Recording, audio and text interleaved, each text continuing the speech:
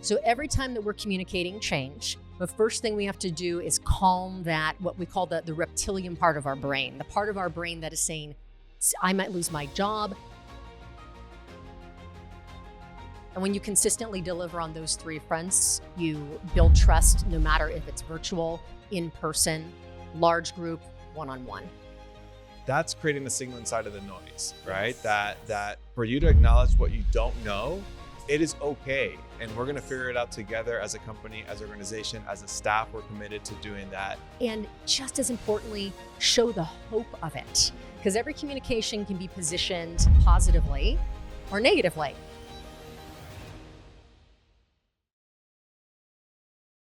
Welcome back to Future Human Experience Podcast. I'm your host, Eric Rodriguez. I am so excited to have a guest that's actually a returning guest. We've had this conversation before.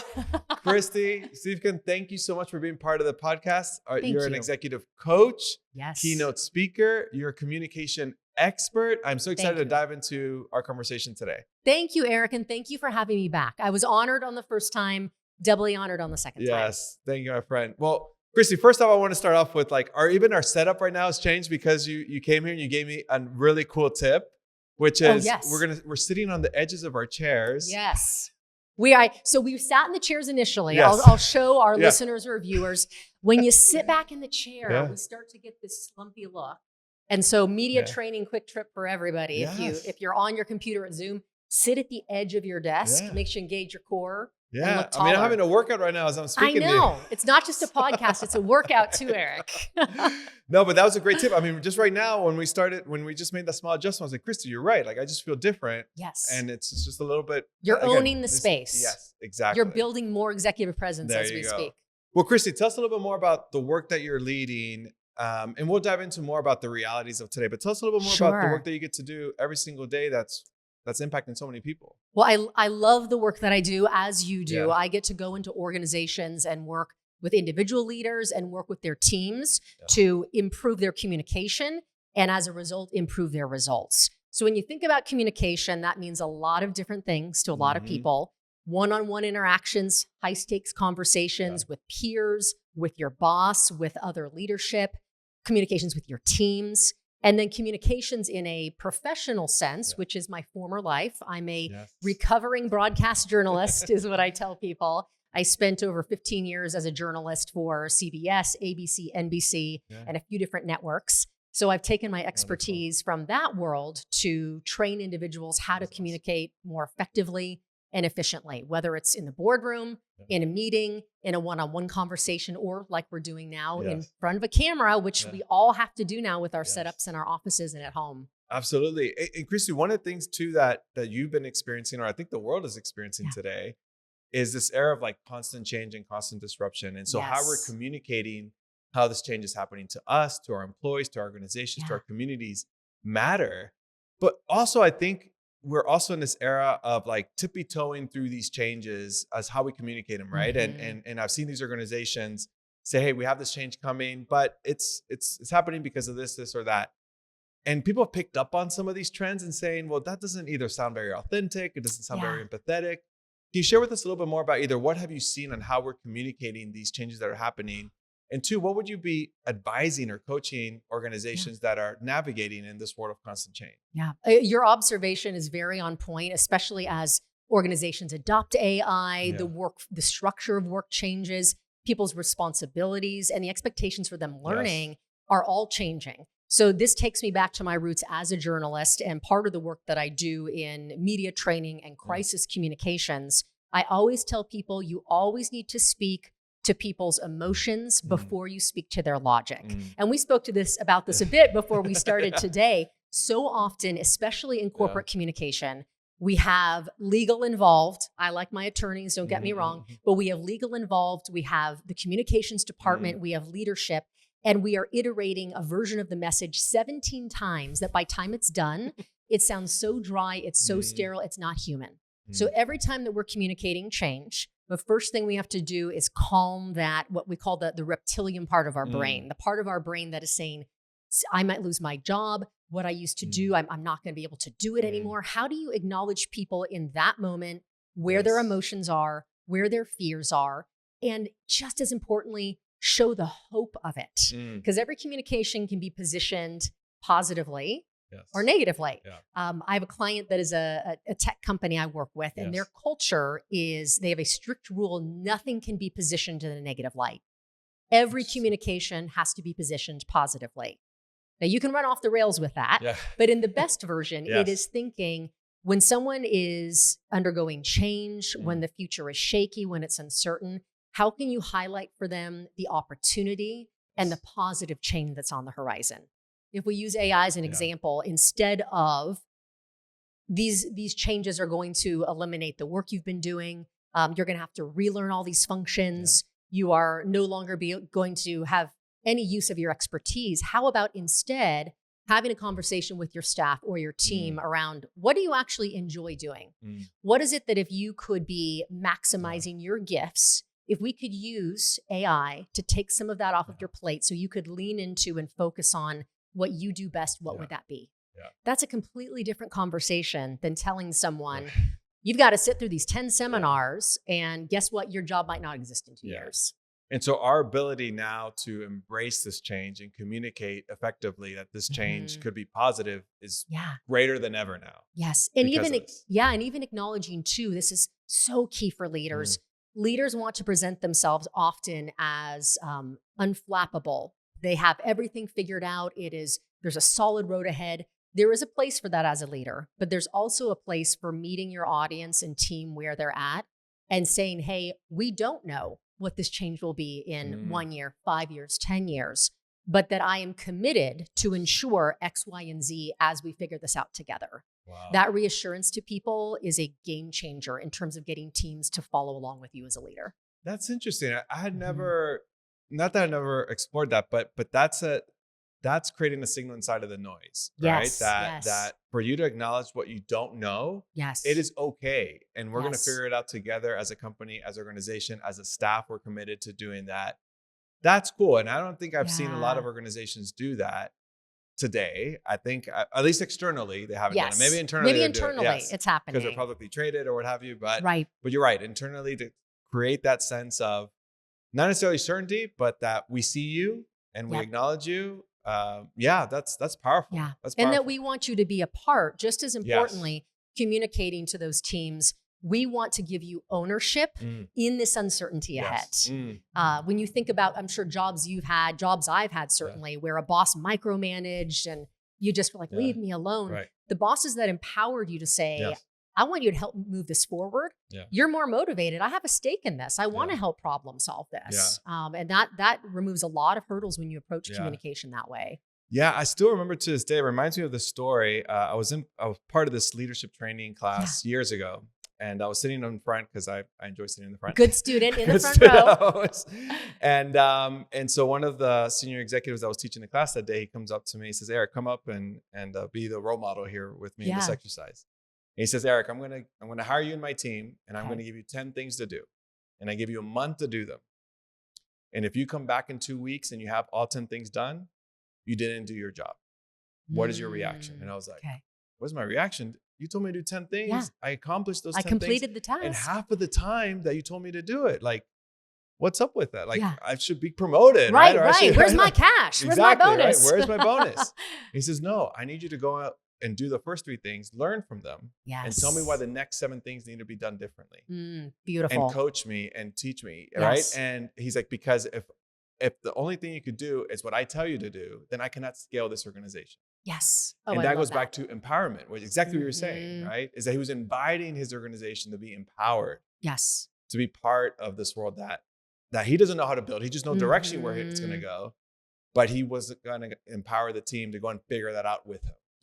And that perspective completely shifted how I look at executives now. Right? And how you look at yourself as a leader.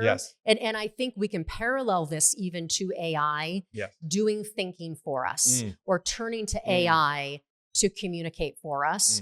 As soon as we let go of that, we lose all value. We can all create, I can share with you the exact same AI generated, it's not this, it's that. 3 short sentences. Something with M dashes. I've subscribed probably from half of the newsletters I used to subscribe to because it's clear to me they're all written with AI. Wow. And I'm not enjoying any more original thought. That was why I was drawn to that person in the first place. So that original thought, you not only need as a leader and to be a decision maker, but when you're communicating, it's not just me who feels this. We talked about this, I believe, last time, that more than ever, people, several studies have shown that about 80% of the population thinks they can spot AI communications. And within that, about 50% of people say they lose trust of an individual as soon as they find out you're leaning on AI to communicate for you. And a little more than 40% no longer trust an entire brand when they see that the brand is using AI to communicate for them. Wow. That's powerful. Yeah. Hey, Kristy, well, let's talk about more about trust. I mean, that's also part of the work that you get to do. What are some of those aspects around trust that either see them been eroding over time, right? As you're working with executives, but also those opportunities that we have because we're much more connected today, right? We're much more visible with our leaders. Is there something in between that is impacting how we either trust leaders, how we trust executives, how we trust brands, and how can we build that up going into this 21st century that we're building? And we all need it more than ever because as that trust is fading away, for good reason, when we think that a robot, for lack of an official word, is doing something on our behalf, how do you reinforce for people that you're in it with them? And this is what I think is so interesting, that being well-spoken in and of itself does not build trust. We think about if someone says the right thing, they've crafted the right message, that's necessary, that's important, but that in and of itself doesn't build trust. And I'll give you a couple examples. Think about any politician that we've seen that is testifying, or even think of some of our founders, the Mark Zuckerbergs or Sam Altmans of the world, that have had to testify, and they give an answer that is so precise and so curated, we don't actually believe that they're telling the truth. And this is not a criticism of those individuals specifically. Those people have often been trained, inappropriately so, to say something in a way that, sure, the words make sense, but there's a disconnect. There's no congruence between the body language, the delivery, and just as importantly, the actions that are being taken. So study after study shows us that when people look at whether or not they trust someone and trust a leader, they look at three things. They look at, do you know what the heck you're doing? Can you do this job? Are you considering and caring about the needs of the person in front of you, not your own needs? And can you say the hard thing and have the hard conversations even when they're painful? And when you consistently deliver on those three fronts, you build trust, no matter if it's virtual, in person, large group, one-on-one.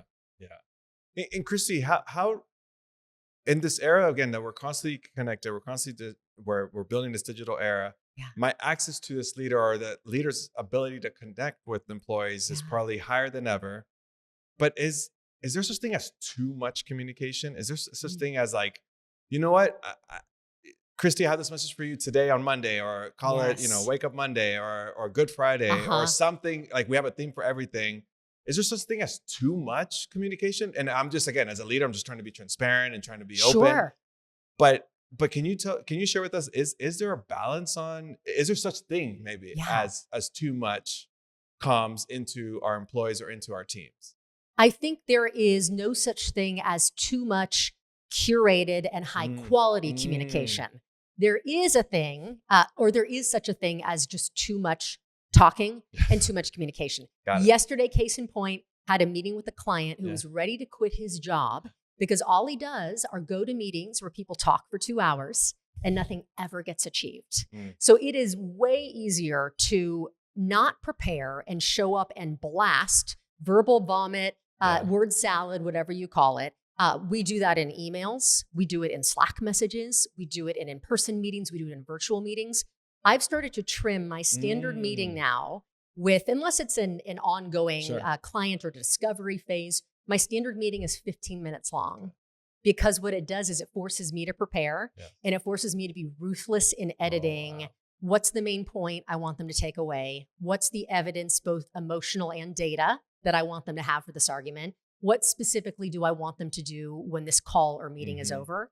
And people, if they don't discover it right away on their end, they have one of those 15 minutes meetings. And if they hadn't prepared or thought through it yet either, they really are prepared the next time. Wow. So it forces us to be more direct. Yes. Obviously, when communications are very sensitive, you want to take that extra time. Yeah. But day-to-day communications, I would say often as a leader, we will update, or we can update too frequently, where your job as a leader at this 30,000 foot view is to synthesize and to protect your teams often from a lot that you know is going on behind the scenes that they don't even need to be involved with. When you start to make that their problem, you're not being a good leader. Oh, wow. And that can happen through over-communication. Yes. Yeah. It reminds me that of this exercise again that we had done to meet senior executives. So I love the 15-minute rule. That's a great idea, because when I had opportunity in the tech sector to meet with senior executives, that was the only time they would give me. It was 15 minutes. It was never a 30-minute meeting. It was a 15-minute meeting. And I remember at that time talking about preparing for this meeting. I know a lot about that senior executive because their bios on their website. Maybe I could see it on the internal comms and the internet. I could see their LinkedIn profile. They're pretty active. I could see the recent events they've been in, but they don't know much about me. And they're probably meeting with a dozen people that day anyways, right? And so one of the things they had coached us to do, especially these junior folks that I was in at that time, was they asked me to do like a leader, senior executive kind of profile for me. Oh, wonderful. Right? I love that idea. Like, a debrief on you. Correct. Yeah. Right. It's like, this is Eric Rodriguez. These are my strengths. This is the problem I care about solving. This is the work I want to go do. This is what I want to go and achieve from our conversation. And this is just a little bit more about me. It's not my resume. It's like a one-pager of what I look forward to doing. Yes. And so I would send that to this executive because that's what they are used to having in their debriefs. And I would send it to them maybe like a week in advance, knowing that they're probably not going to read it. But they got it that day. But they got it. Yes. And they probably read it like 2 minutes before the meeting. 2 minutes before the meeting. Yeah. And then, but what happens is for the next 15 minutes, we're locked. Because again, I already know everything about them. Yeah. They don't know much about me, but what they know about me is already in that one pager. And so they skim through it. They're like, all right, Eric, let's go. Let's take action. And that was that little tool I used from that mid-grade level all the way up. And I would always share it with folks. Like, don't think about, the grade level that you're in. Just have something like this, because this tool you could always use to introduce yourself to someone like Kristy, introduce yourself like someone in other areas, because you just want to go and collaborate with them or work with them, right? You don't want people to get lost in the details. Yes. I tell people details are like your pets and your children. You care a lot about them, but not necessarily everybody else cares about them. So making sure those most important details are highlighted, and giving people, you spoke to this, what we call above the fold. So really old school journalism, your journalism was newspapers, and newspapers were folded. They were sold on a newspaper rack.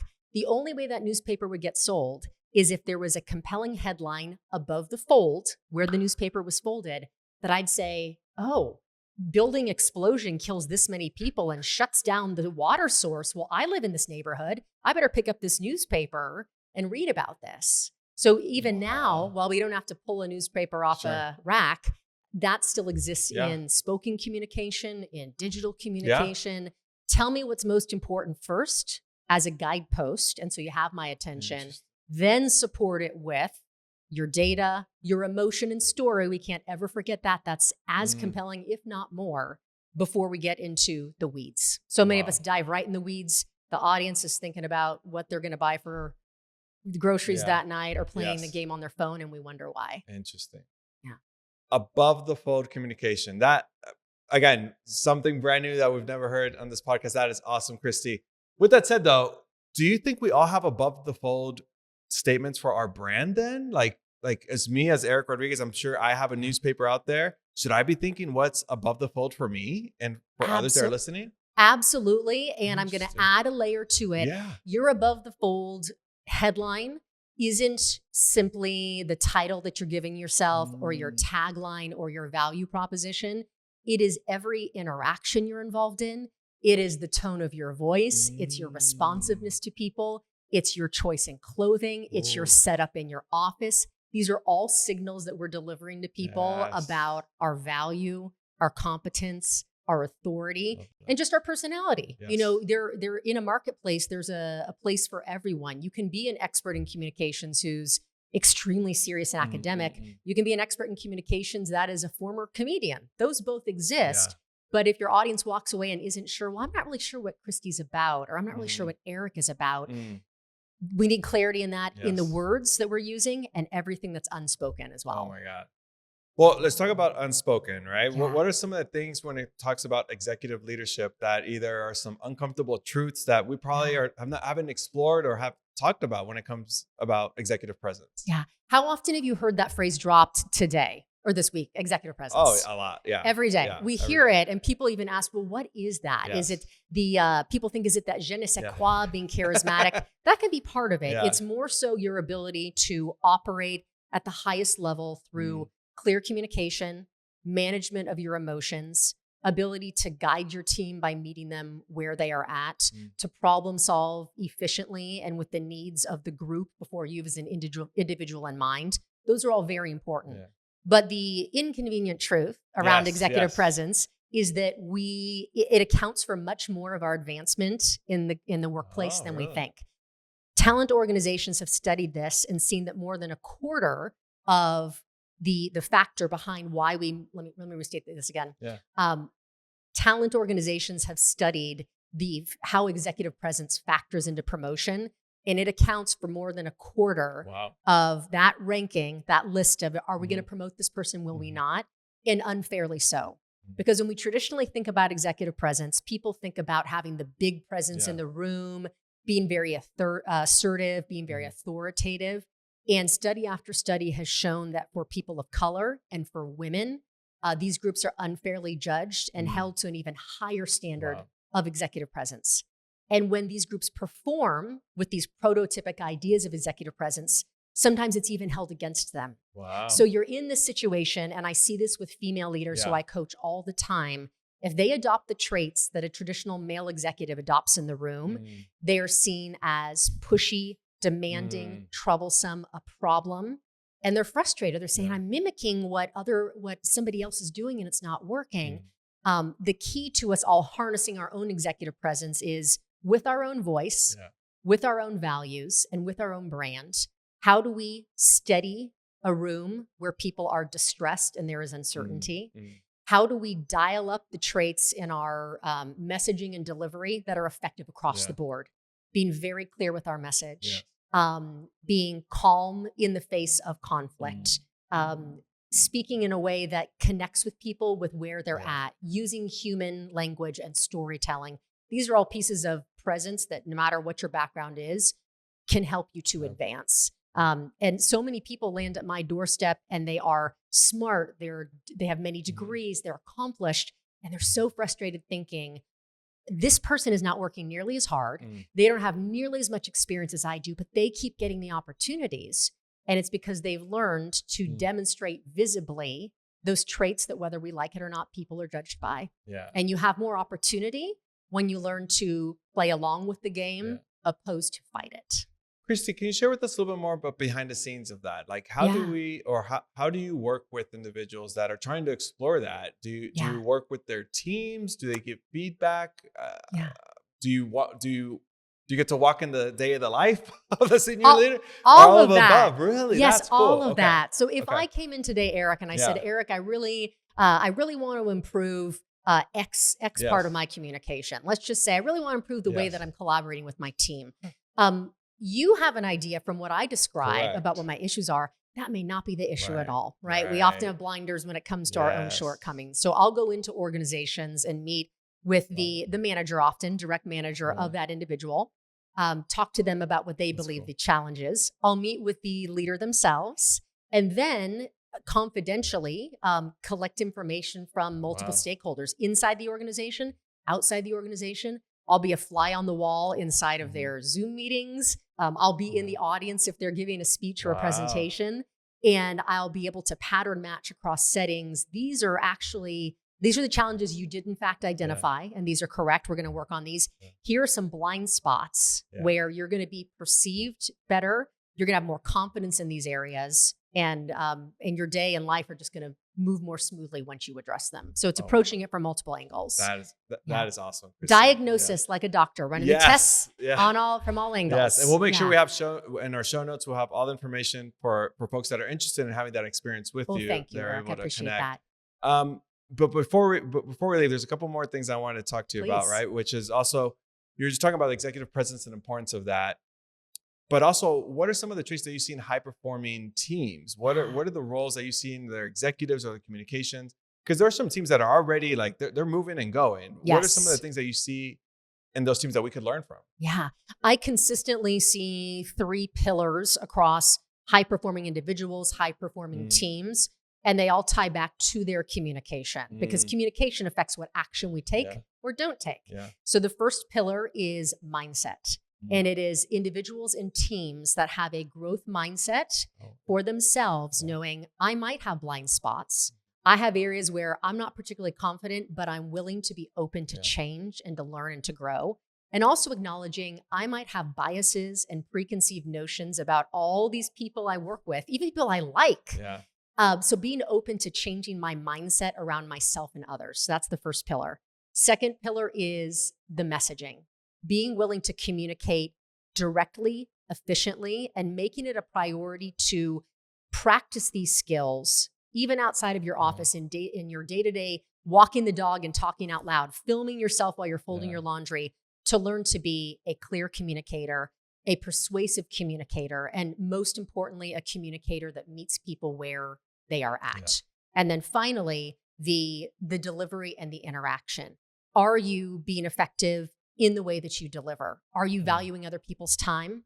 Are you delivering the result that is best and easiest for you? Or are you doing it in service to others? And so individuals and teams that always keep these 3 things, their mindset, their messaging, and their delivery top of mind, often exceed timelines and hit benchmarks more quickly than others. Kristy, do you also work with organizations to help evaluate those aspects of it? Because I would think that sometimes if I'm listening to this podcast and I have a team that's doing really well, I might think myself that, hey, I already have a high-performing team. Everything that Kristy said, I'm doing all these 3 things. Great. And maybe someone from their team is looking at the same episode and says, wow, we need to do some of this stuff, right? Yes.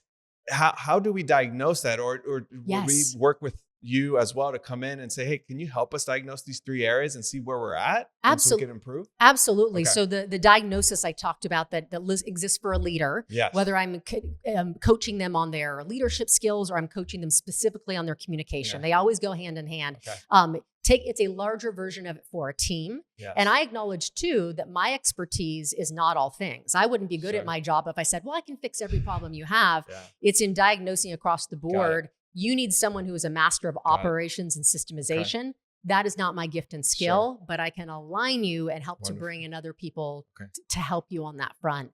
I think that if there's one thing I want leaders to take away and think about in their next communication, it is, am I communicating in a way that protects me and makes me look good?